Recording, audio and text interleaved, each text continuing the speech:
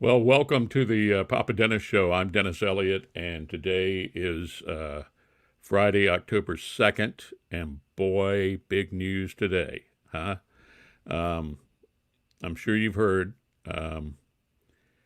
President Donald Trump tested positive for COVID 19. He has the coronavirus along with his wife, Melania, um, and Hope Hicks, one of his close advisors, also has tested positive for coronavirus. And let's look at some of the news on this here today. Um, he's experiencing mild symptoms after testing positive for the coronavirus. We don't know what the mild symptoms actually means, um, based on the truthfulness of this administration. I'm not sure we're going to get the full story of this. I'm not. What does mild symptoms mean? And is that really the truth? Is that really what's going on? But the news is President Donald Trump is experiencing mild symptoms of COVID 19 after revealing that he and his wife had tested positive. That's according to White House Chief of Staff Mark Meadows. Two people familiar with this condition told the New York Times they were cold like symptoms, while another said that Mr. Trump seemed lethargic while at a fundraiser yesterday at his golf club in Bedminster, New Jersey, a fundraiser which was attended by about 100 people. Now, the thing is, he knew that Hope Hicks had tested positive for coronavirus before he went to this fundraiser at his golf club yesterday. In spite of the fact that they knew that information, they went ahead and did this fundraiser yesterday. Also, last night, the news about Hope Hicks having COVID 19, testing positive, that news was not released by the White House. It was a reporter for Bloomberg, an independent reporter who had discovered this information and reported it last night. And Trump happened to be doing an interview with Hannity last night on Fox when the news broke there, and Hannity asked him about it. At 9:49 p.m. last night, it was just an aside during President Trump's phone call with Sean Hannity.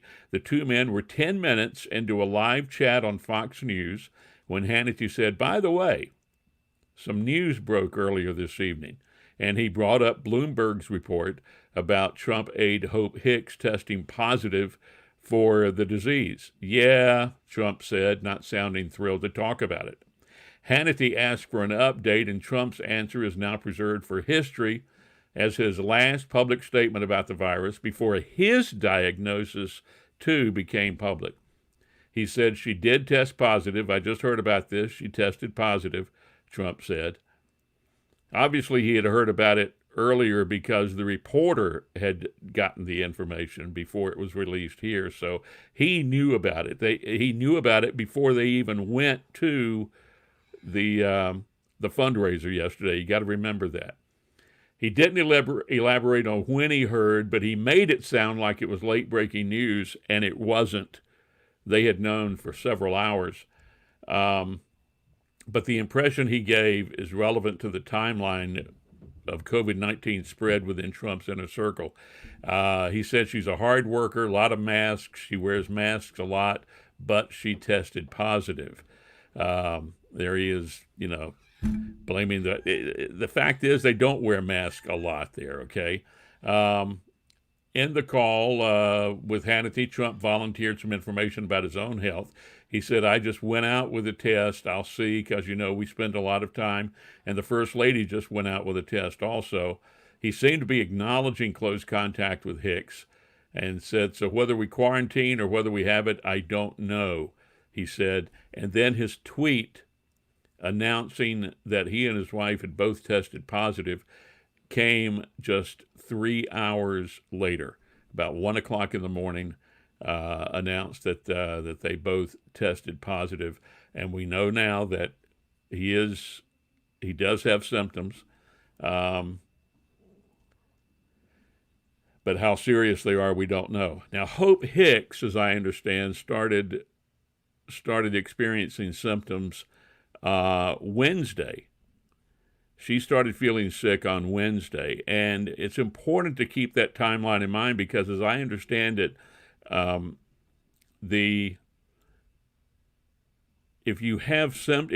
you start having symptoms, that means you were exposed anywhere from 4 to 6 days earlier to the COVID-19 virus. So that means Hope Hicks was exposed and had the virus as early as like last Saturday, or maybe earlier. That means at the debate on Tuesday night, Hope Hicks was positive, and probably Donald Trump was also positive for the virus at the debate on Tuesday night. I still haven't seen any, looking up at the TV, I haven't seen any news yet about Joe Biden. Hopefully, he is not going to be testing positive for this also. But the bottom line is, more than likely, Trump was positive for the coronavirus during the debate on Tuesday night. And here's some looking at this information. Let me show you some of this. This is in pictures Trump's busy week before testing positive. On Saturday, when Hope Hicks more than likely tested positive, and maybe even Trump was testing positive, here he is with his Supreme Court nominee, Judge Amy Coney Barrett, in the Oval Office, and they also met with senators and top administration officials before the event. Now, as I understand it, she has tested negative so far. Judge Amy Coney Barrett has tested negative so far for the coronavirus. But look, all of these people right here, all of these people possibly exposed to it right there. Nobody's wearing masks, you notice? Nobody's wearing masks. Here's another event. This one, this one right here is continuing with the Supreme Court nominee. But look at that. There's Barr right there. These people not wearing masks. Here is a Great American Comeback event in Middletown, Pennsylvania. He was possibly exposed during this event. Look at all these people, no masks, gathered close together. Here he is Sunday, Mr. Trump, during a news conference at the White House. He probably was testing positive for the virus then. He delivered remarks on the new 2021 Lordstown Motors Endurance Hub Motor pickup truck on the South Lawn at the White House. That was an event where no masks, nobody's wearing masks, you notice. Mr. Trump, Vice President Mike Pence at the White House. Mike Pence, as I understand, has also tested negative for the virus so far.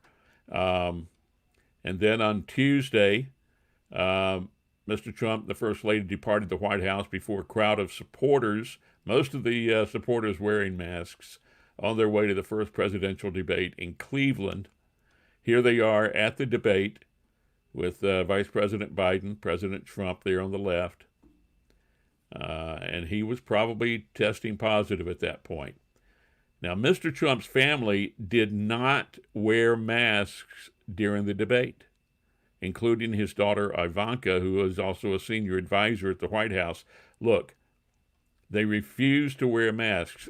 Everybody was supposed to be wearing masks at this event, at the debate, but they refused to wear masks. President taking questions from reporters outside the White House before boarding Marine One. Mr. Trump at a rally in Duluth, Minnesota. These were all people that he was exposing to the coronavirus because he was probably testing positive at this point. Here he is boarding Air Force One.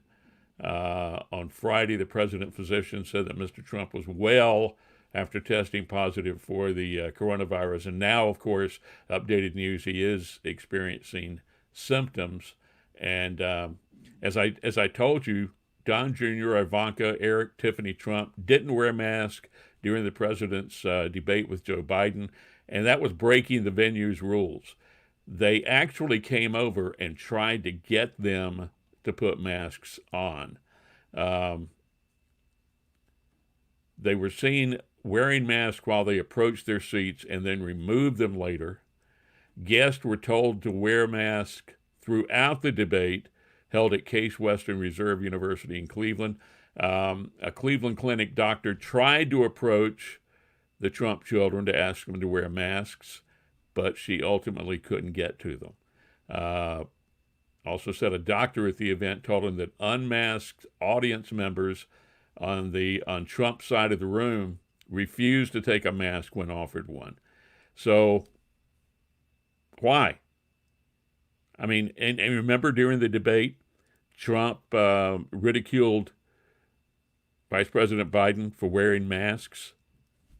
It's ridiculous. And as I said, Trump went ahead with his fundraiser. He knew of a Hicks positive test, went ahead with the golf club fundraiser anyway, even though they knew about it.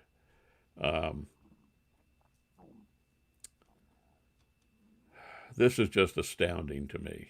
They don't take it seriously, and now even if you take the COVID-19 virus seriously, you're still in danger. It's still a threat to you. All right, you're still going, even if you wear a mask all the time, take as many precautions as you possibly can. There is still a risk you're going to get the virus. But if you're just not doing anything, if you're not wearing the mask, avoiding, being around people, it's just increasing. It's just making you're just incredibly dangerous. I don't understand it.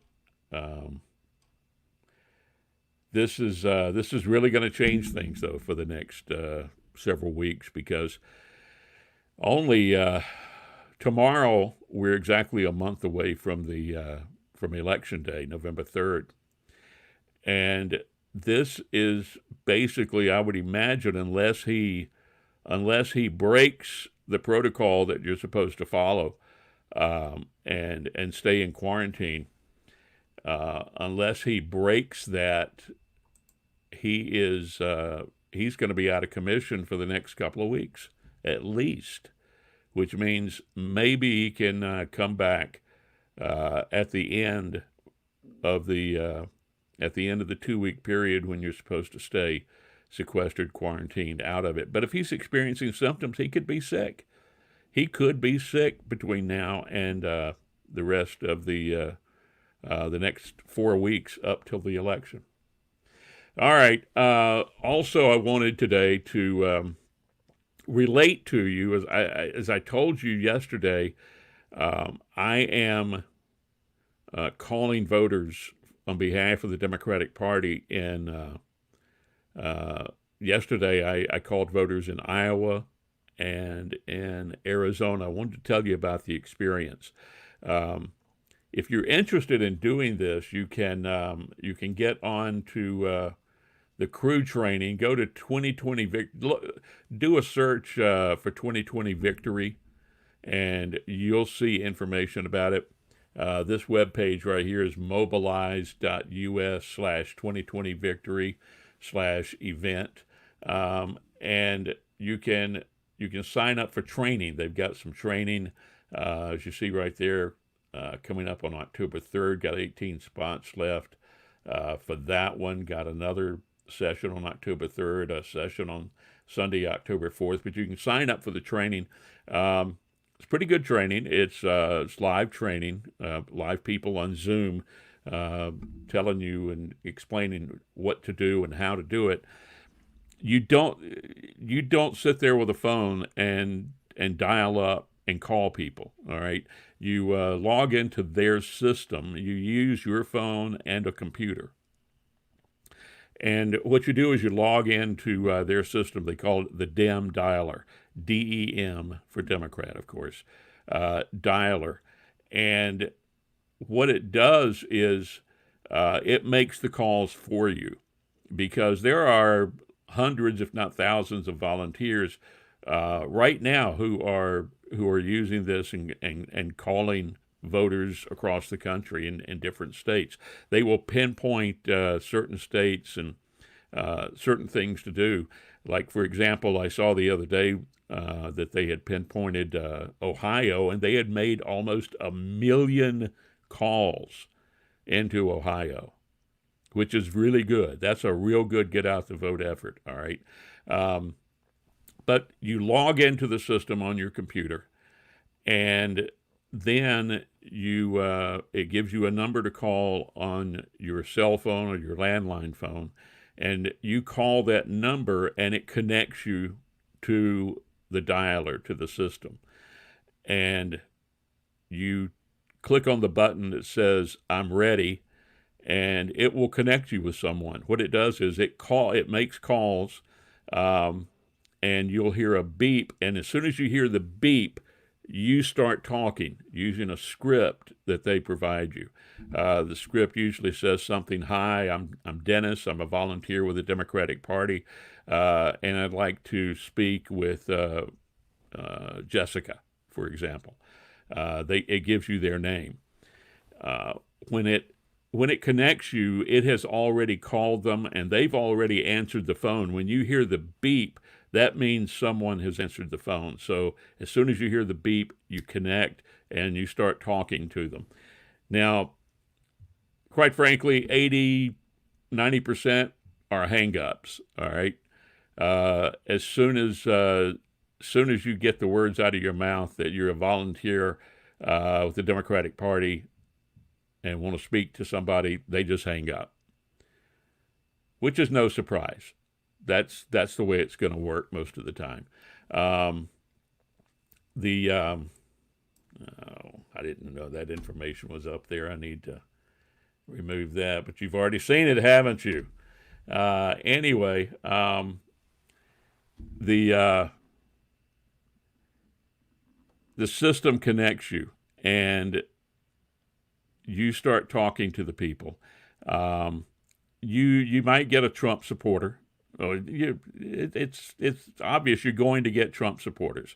And as soon as they say I'm voting for Trump, I don't want to, you just politely say, hey, thanks, we appreciate you taking the call, and we'll talk to you another time maybe, and you just hang up, and then you log the call as remove this number from the system so that you won't call them back again.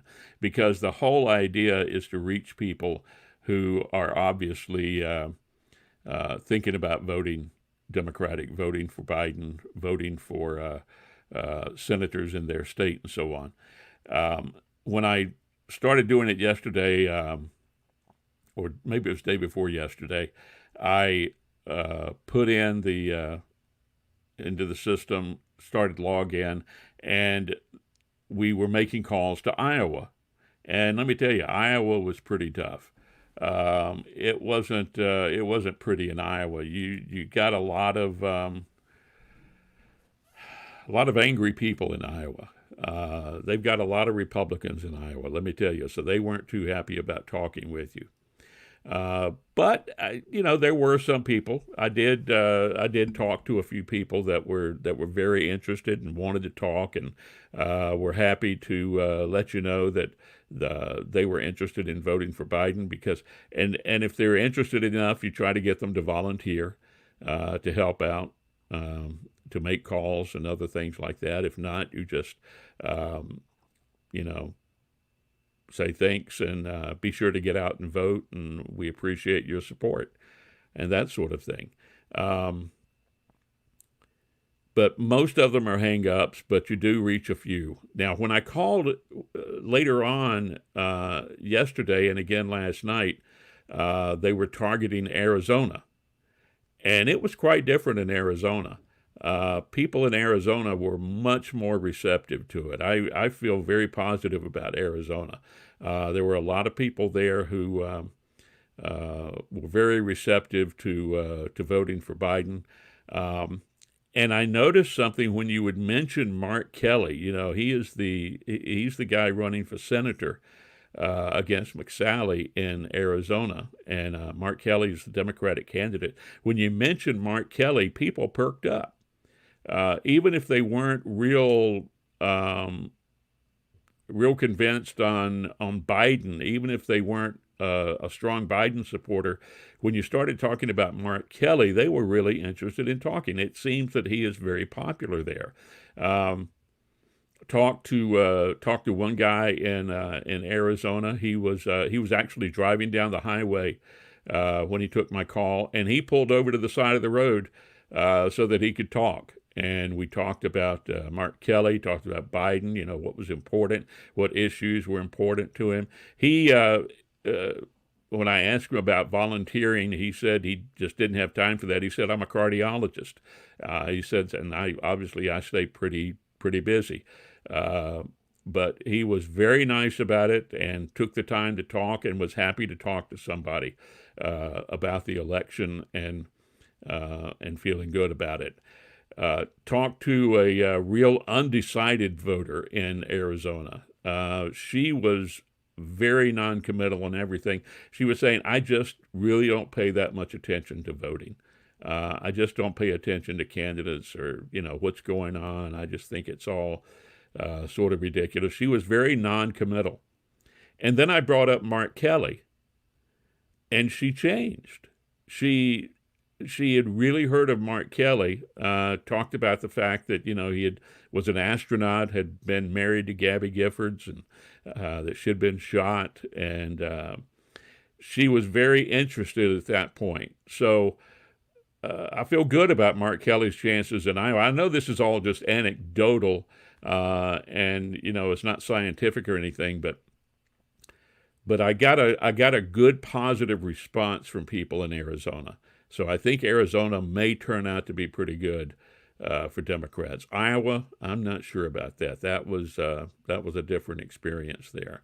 But Arizona looks pretty good. So if you're interested in doing this, just look it up online, 2020 Victory, and you can sign up. And it's pretty easy to do. You just make calls when you get the opportunity. You stop making calls when you got something else to do. It's entirely on your own schedule. You don't have to commit to anything. You don't have to commit to any certain amount of time, and it's very simple to do. They've got quite a system set up for it, and I'm impressed. Of course, the Republicans, I'm sure they've got quite a system set up for theirs also. So that's where we are right now for the Papa Dennis Show today. I'm Dennis Elliott. Thanks for being here and joining us. Be sure to check out our podcast. We're on the Apple Podcast, iHeartRadio, Google Podcast, Spotify. You can also watch this video on YouTube, Facebook, and Twitter. Just look for the Papa Dennis Show. But have yourself a good weekend. If I don't talk to you before next week again, have a great weekend. And we'll try to keep you up to date on what's going on with the president. Looking up here at the TV again, White House official to NBC, president experiencing mild symptoms. So that's still the same info.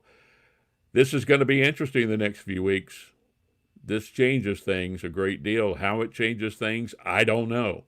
But it's definitely going to change things. So, hey, thanks for joining us. I'm Dennis Elliott, and I'll talk to you guys later.